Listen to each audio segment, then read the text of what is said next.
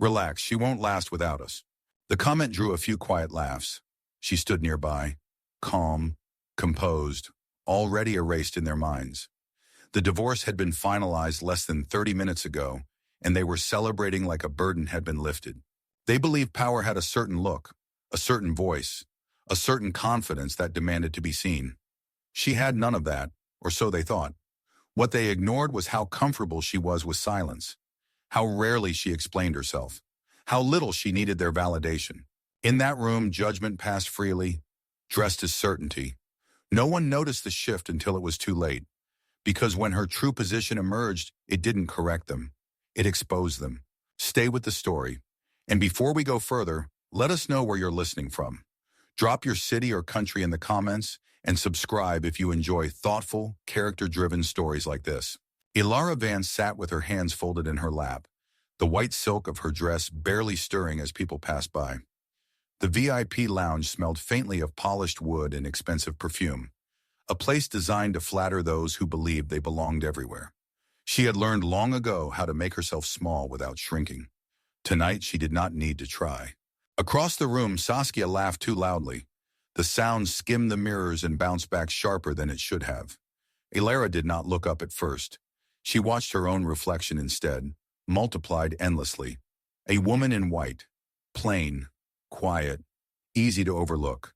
You dropped something, Saskia said. The earring lay near Ilara's feet, a red glint against the marble.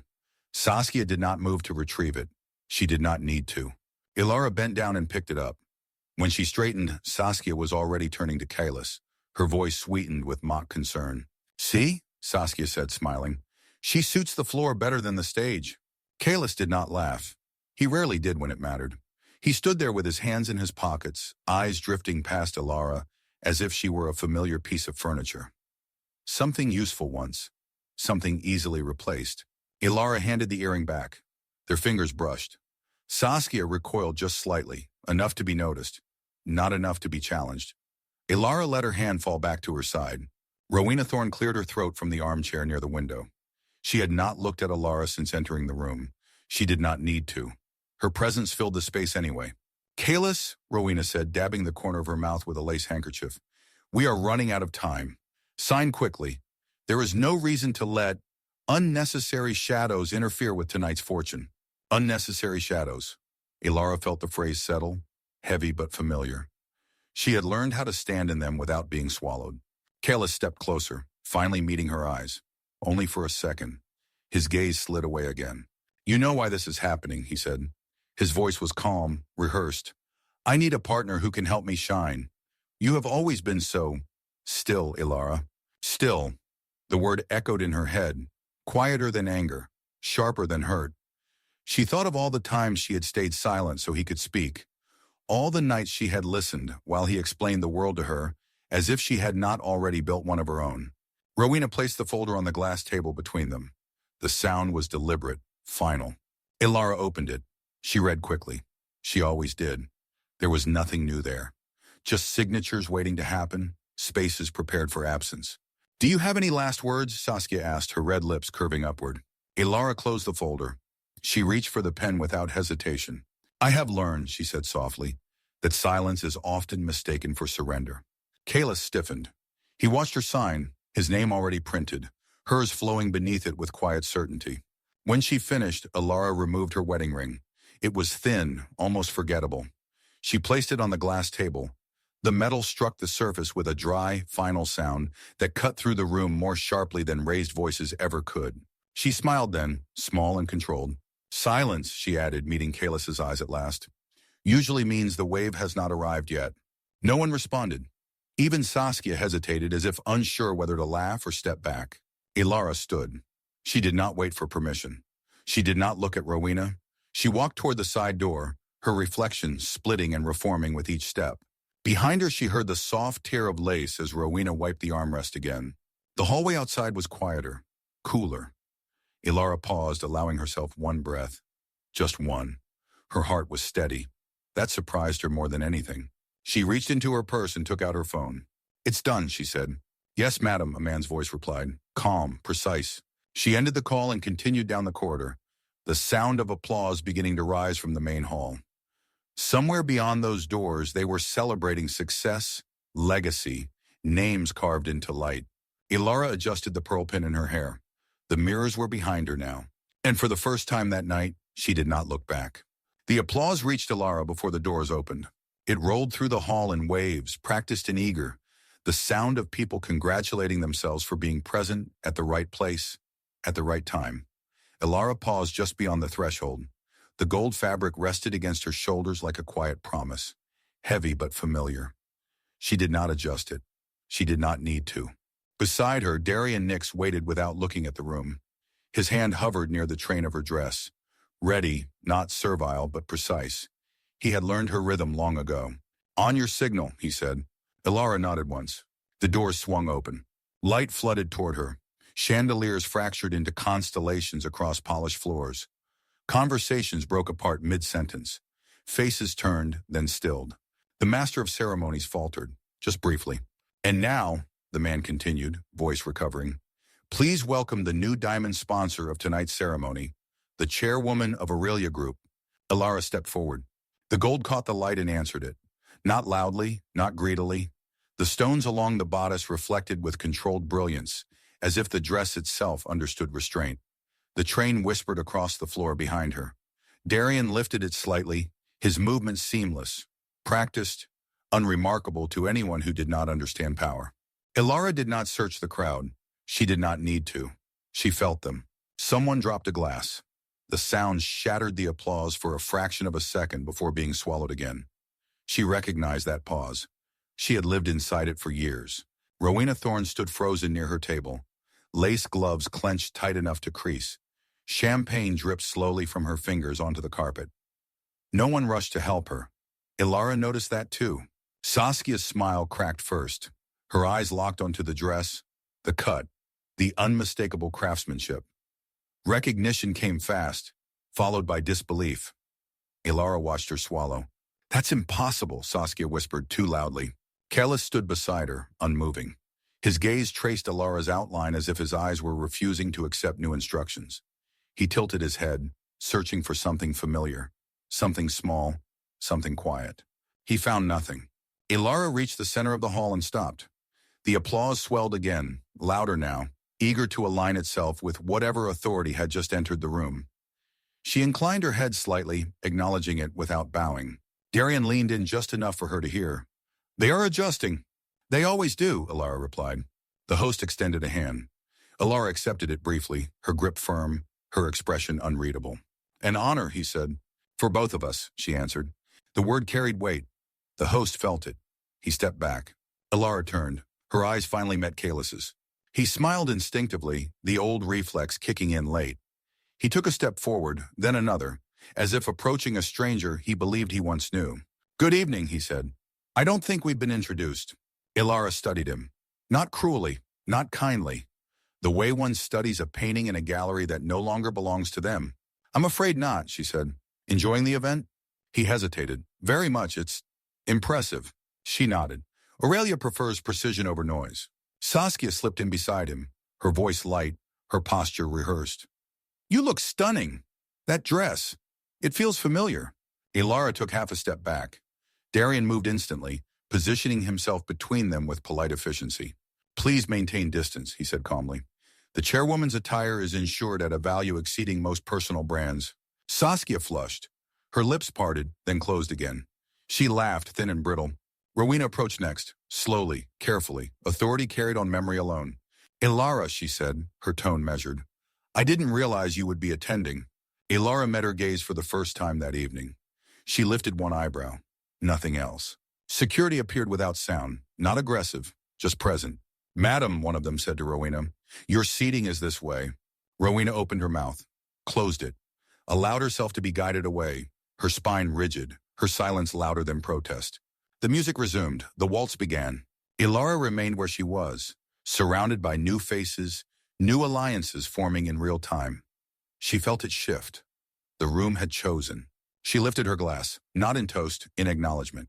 From across the hall, Kalis watched her, the distance between them suddenly immeasurable. Ilara smiled faintly, and wondered how long it would take before the past realized it had already been replaced. Ilara did not dance. She stood at the edge of the floor while the orchestra settled into a rhythm designed to soften egos and blur intentions. Couples moved in practice circles, smiles synchronized, hands resting where they believed power should be touched. Ilara watched without envy. She had already learned that proximity was not intimacy, and movement was not momentum. People came to her instead. They approached with careful steps, voices lowered, introductions trimmed of excess. Names blended into one another, but intentions did not.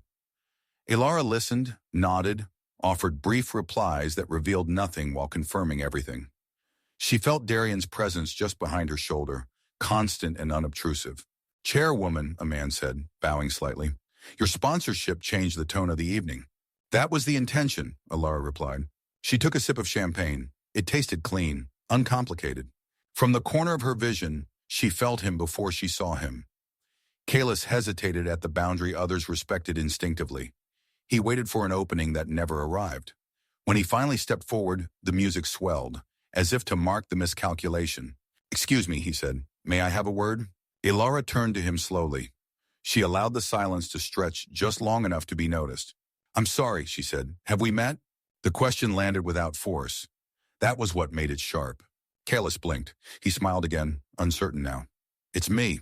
She studied his face as if searching for a name on a list that no longer existed. "I don't believe so," she answered. "But enjoy the evening." She turned away. The space closed behind her, as if he had never been there. Saskia did not wait. She slipped through the circle with confidence sharpened by urgency. Her dress was red tonight, the fabric catching eyes before thoughts could form. She laughed lightly, a sound meant to reassure herself more than anyone else. "Ilara," she said, using the name like a bridge. "It's good to see you. We were just talking about you." Ilara stepped back. Not far, just enough. Darian moved with her. One measured step, one clear line drawn. "Please keep appropriate distance," he said. His voice was calm, unemotional, final. Saskia's smile flickered. "I didn't realize we needed formality." "We do," Ilara replied, "and tonight." Saskia's gaze slid to Darian, then back to Ilara. "You've changed." "No," Ilara said. "I've been revealed." Saskia laughed again, louder this time. "Well, if you ever want to reconnect, we share history." Ilara tilted her head. "History is not always an asset." She turned away. The music shifted. The waltz continued. Rowena appeared near the edge of the floor, her posture stiff, her expression carefully neutral. She waited. She always waited for acknowledgement. Ilara did not offer it. When Rowena finally spoke, it was with the tone of someone used to being overheard. "You've made quite an impression," she said. "Some would call it excessive." Ilara met her gaze briefly. Her expression did not change. "Some confuse excess with precision," Ilara said. "They usually learn the difference late." Rowena's lips pressed together. She took a step closer. Security appeared again, quiet, efficient. "Madam," one of them said gently, "this area is reserved." Rowena stopped. She looked around, realizing that no one was watching her anymore. Attention had moved on. She stepped back. Ilara felt the shift settle fully then. The room had accepted its correction. The orchestra reached its crescendo. Applause followed, automatic and eager. Ilara remained still. Darian leaned closer. "The calls have started." She nodded. "Let them." Across the hall, Kalis stood alone now, watching conversations reroute themselves around Ilara. He lifted his glass, then set it down untouched. He was smiling, still trying to remember the steps to a dance that no longer included him. Ilara felt no satisfaction, only clarity. She glanced at the exit. The night beyond it waited, patient and prepared. "Are we leaving?" Darian asked. "Soon," she said. "Not yet." She looked once more at the crowd, at the subtle rearrangement of loyalty and attention. And she wondered how long it would take before the consequences reached his office door. Ilara read the message without expression. It arrived early before the city finished waking. Numbers, timestamps, confirmations. The kind of language that did not require emotion to be understood. She closed the file and set the tablet aside, listening to the quiet of her apartment settle back into place. Darian stood near the window, phone still in hand. "The last bank confirmed 15 minutes ago," he said. "They used the same phrasing." Ilara nodded. She already knew what it would say. "No further guarantee." She poured herself coffee and took a seat. The chair faced the skyline, not the room. She preferred it that way. "He's calling everyone," Darian continued. "Advisors, former partners, people who stopped taking his calls years ago." Ilara lifted her cup. The steam curled upward. patient and unhurried. They won't answer, she said. At the Thorn Group headquarters, Kalis learned that lesson all at once. Ilara imagined it without effort. The way his office would feel smaller now. How the walls would no longer reassure him. He would stand behind the desk he insisted made him look decisive, reading the same sentence again and again, as if repetition might soften it. The intercom buzzed, he would ignore it. A knock, he would answer that. Mr. Thorne, a voice would say, measured and distant. We need to revisit our position. Ilara knew that voice. She had coached it once, quietly behind closed doors. She had taught them how to phrase withdrawal without sounding like betrayal. Darian watched her carefully. He's looking for you. She took a sip. Of course he is. In his office, Kalis slammed the folder shut. The numbers refused to change. The margins he thought were his achievements had been illusions, reinforced by support he never questioned. Support that had arrived reliably, anonymously, every quarter. Until now, he pulled another file from the cabinet. Old correspondence, investment confirmations. A name appeared again and again, a name he had never bothered to investigate. Ilara Vance. The room tilted. He dropped into his chair, breath shallow. 5 years of quiet rescue. 5 years of believing himself competent because the floor never gave way. It had never been his floor. The call came from home as he stared at the screen. Saskia's voice did not greet him. It collided with him. What is happening? She demanded. My card was declined. He closed his eyes. I'm busy. That's not an answer, she snapped. I have commitments. So did I, he said too softly. She arrived at the apartment before he could stop her. Ilara did not need to imagine this part. Darian had already summarized it, efficiently, without commentary. Glass shattered, a lamp followed. The sound of something expensive breaking without resistance. You promised me stability, Saskia said. Her voice cracked, sharp and frantic. She wore deep blue, the color she reserved for seriousness. It did not suit her panic. I never promised that, Kalis replied. She laughed, not kindly. You let me believe it. She moved through the room like a storm with a purpose, pulling open drawers, knocking framed photos aside. She found the silence unbearable. I invested time, she said. I deserve compensation. Kalis stood still. He did not raise his voice. He did not stop her. You chose me, he said. You said that was enough. Saskia turned on him. Her eyes were bright, uncontained. I chose what you represented. The truth landed between them and stayed there. Ilara set her cup down. Anything else? She asked Darian. One more thing, he said. He found the paper trail. She considered that. The quiet way the past always waited for recognition. Let him, she said. Across the city, Kalis stared at the divorce papers again. The signature he had once rushed through now felt deliberate, final. He understood now what he had signed away. Not just a marriage, a foundation. His phone buzzed again. He did not answer. Ilara rose from her chair and walked to the window. The city moved on below, indifferent and precise.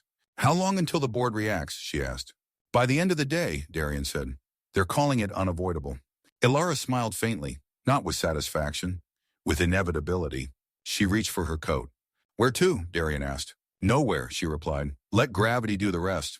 As she turned away, her phone lit up. An unknown number.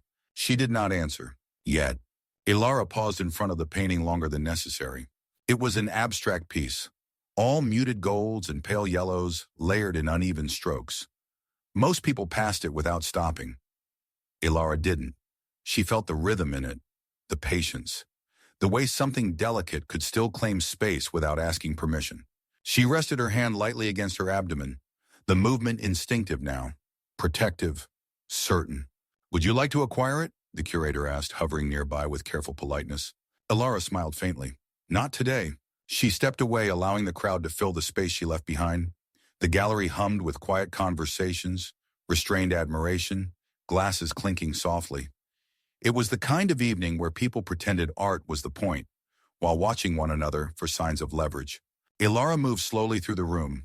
Her dress flowed around her in pale yellow silk, unstructured, forgiving. It did not announce itself. It didn't need to. The shift in her body was subtle but unmistakable to anyone who looked closely. She felt it before she heard him. A hesitation, a sharp intake of breath. Ilara.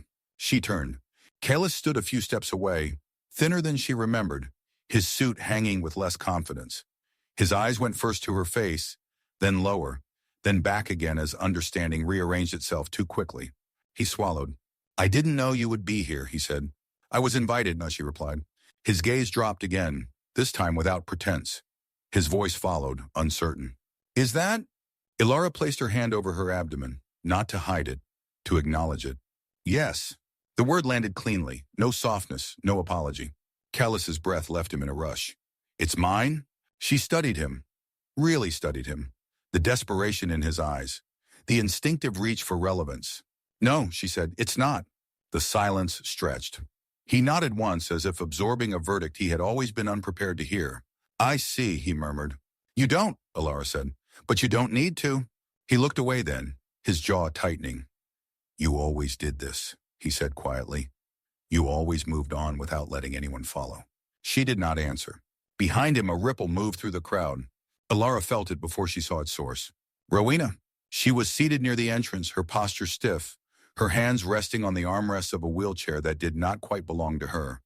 Her eyes were sharp, alert, fixed on Ilara with a hunger that ignored the rest of the room entirely. Rowena raised a hand, beckoned. Ilara did not move. Callus turned, following her gaze. His expression shifted from shock to calculation. She wants to talk, he said. Ilara's voice remained calm. She should have spoken sooner. Rowena did not wait. She gestured to the attendant and rolled forward, her eyes never leaving Ilara's abdomen. When she reached them, she leaned in, her gloved hand lifting slightly. Is it true, Rowena asked, and you're carrying a child? Ilara took half a step back. Darian appeared instantly at her side. His hand moved with controlled precision, intercepting Rowena's reach without force. Please don't touch her, he said evenly. Rowena stiffened. I have every right. Darian's expression did not change. You forfeited it.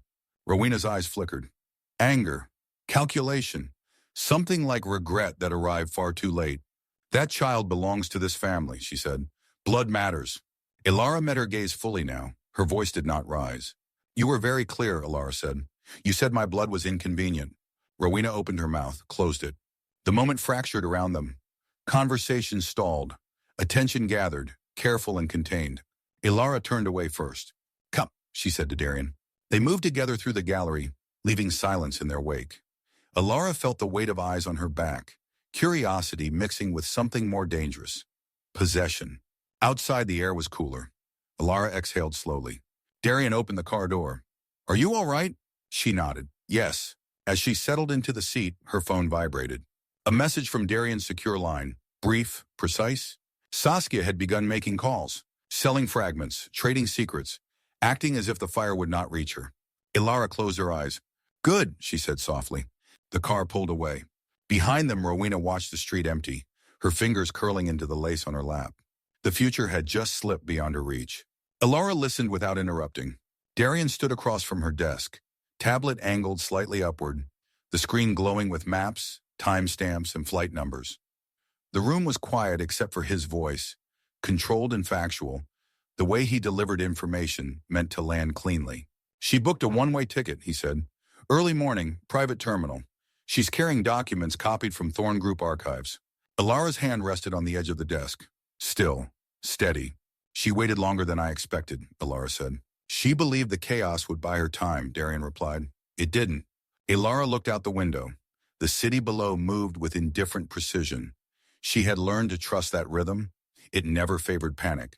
Who is she selling to? Ilara asked. A competitor who believes desperation is leverage, Darian said. They think they're acquiring fragments. They don't realize those fragments are already flagged. Ilara nodded. They never do. Across town, Saskia moved quickly through the airport lounge. Sunglasses low, red dress pressed but wrinkled at the edges. It was not the kind of red chosen for admiration. It was chosen for defiance. She checked her phone again. No response. Her heel tapped against the floor, impatience sharpening into something closer to fear. She told herself she was in control. She had always told herself that. The man across from her leaned back in his chair, fingers steepled. He did not look impressed. You're late, he said. I'm cautious, Saskia replied. There's a difference. He smiled thinly. There isn't. She slid the folder across the table. Everything you asked for. He did not touch it immediately. And the risk? Saskia lifted her chin. Already managed. She believed that. Belief was her last remaining currency. At Ilara's desk, Darian waited. You want me to intervene? He asked. Ilara shook her head. No. Darian studied her face. She'll finish the exchange. Yes, Ilara said. She needs to believe she succeeded. Darian hesitated. And after? Ilara's gaze returned to the screen in front of her. A single file pulsed softly, ready. After, she said, the truth will arrive on time. The announcement echoed through the terminal. Final boarding call. Saskia rose, heart pounding, folder tucked under her arm like a shield. She did not notice the subtle shift around her, the way the air seemed to tighten, the way the man across from her had already stood. She took 2 steps before the hands closed around her wrists. Miss Valerius, a voice said calmly, we need to speak with you. Her breath caught. She twisted, red fabric pulling against her movements. This is a mistake, she said. You don't understand. The officers did not argue. They never did. Phones lifted around them, discreet but hungry. Whispers followed. Recognition spread faster than panic. Call Kalis, Saskia shouted. He'll explain. No one moved. Across the glass, planes lifted into the sky without her. Ilara watched the footage later. Not live. She had never needed spectacle. The image froze on Saskia's face mid-protest. The red dulled under harsh lights, defiance collapsing into disbelief. Darian stood beside her again. She named him. Ilara closed the file. Of course she did. She expected rescue, he added. Ilara allowed herself a breath. Slow, measured. Expectation is not protection, she said. At the edge of the city, Kalis stood outside the terminal gates, hands clenched, eyes fixed on the distant entrance he would never reach. He saw the crowd, the movement, the unmistakable finality of official presence. He did not step forward. Something in him understood that any movement now would only confirm what he had already lost. Ilara turned away from the screen. What's next? Darian asked. She walked toward the window, the city opening beneath her again. Now, she said, they wait. For what? For mercy, Ilara replied, and they won't receive it. Her phone vibrated once, an unfamiliar number. She did not answer. Yet, rain fell without urgency. It pressed against the glass in steady lines, blurring the world outside Ilara's living room into muted shapes and softened edges. Inside, the air was warm, still, untouched by the weather's insistence. Ilara sat on the sofa with a book resting open in her hands, though she had not turned a page in several minutes. Her breathing was slow, deliberate. The child stirred gently beneath her palm, a quiet reminder of continuity. Ilara adjusted her position slightly, more from instinct than discomfort. The white fabric of her home clothes caught the light, unadorned and clean. There was no performance here, no audience. A car door closed outside. Darian did not need to announce it. Ilara felt the change before he spoke. They're here, he said from the doorway. She did not look up. Both of them? Yes. Silence returned, heavier this time. Through the tall windows, she could see them clearly.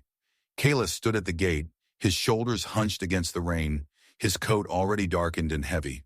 Beside him, Rowena sat rigidly in her wheelchair, her posture refusing the weather, even as it soaked into her gloves and hair. The iron bars separated them from the house with quiet efficiency.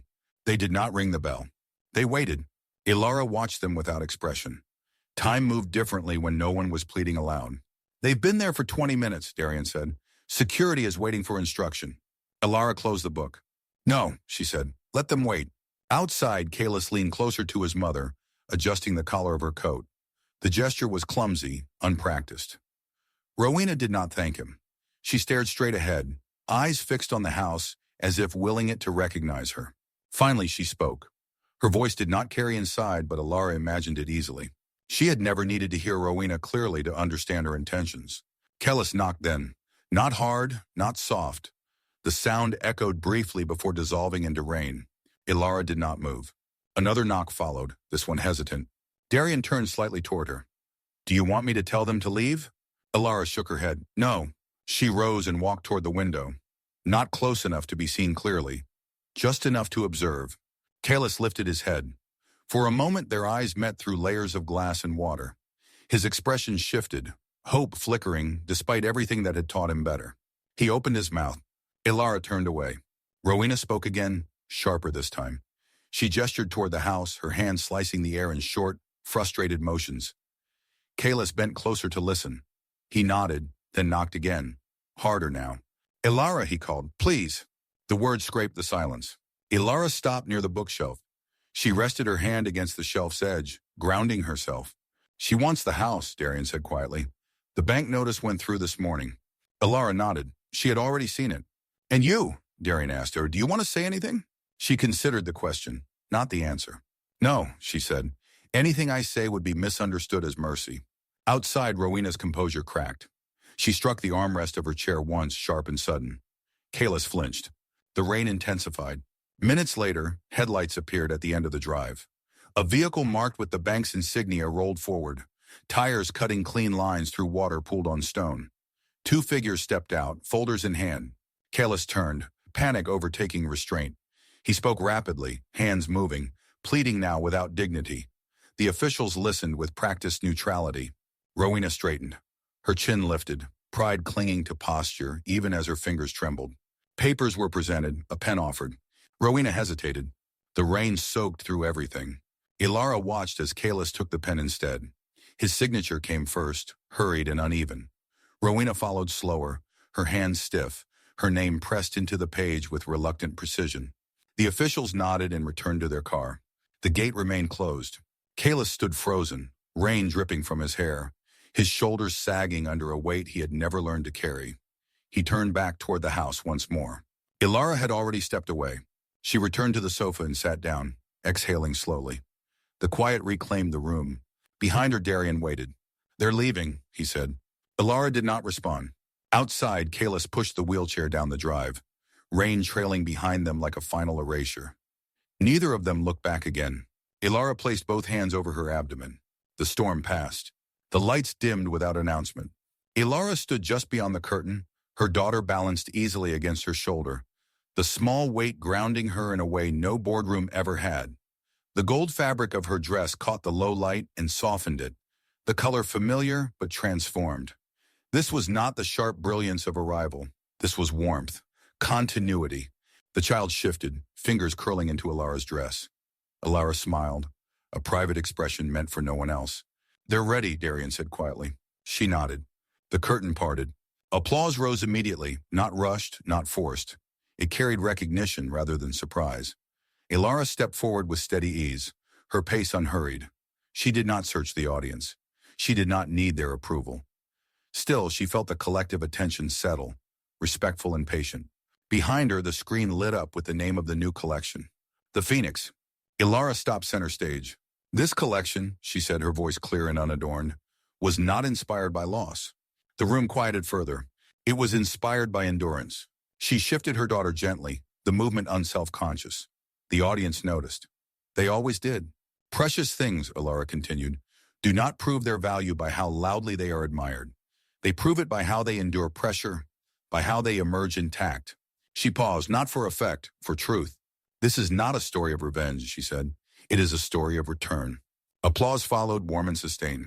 Ilara stepped back as the first pieces were revealed, light moving across stone and metal with deliberate restraint. The designs were fluid, resilient, nothing fragile, nothing excessive. Darian joined her at the edge of the stage.